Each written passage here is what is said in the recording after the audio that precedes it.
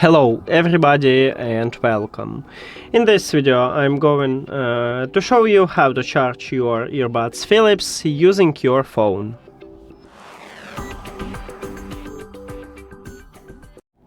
All you need to have for this is just USB-C to USB-C cable. But if your phone do not support USB-C, maybe you should have Lightning to USB-C or even micro USB to USB-C.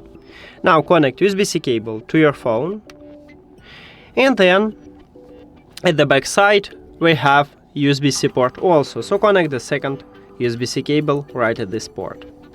On the front side we see the LED light, meaning that your earbuds are charging. That's it, because this earbuds doesn't support wireless charging, so we cannot use reverse wireless charging from your phone. And the only one way to charge it from your phone is to use it cable. Thank you for watching this video. If you found it helpful, please consider subscribing to channel and leave the like on the video. See you later!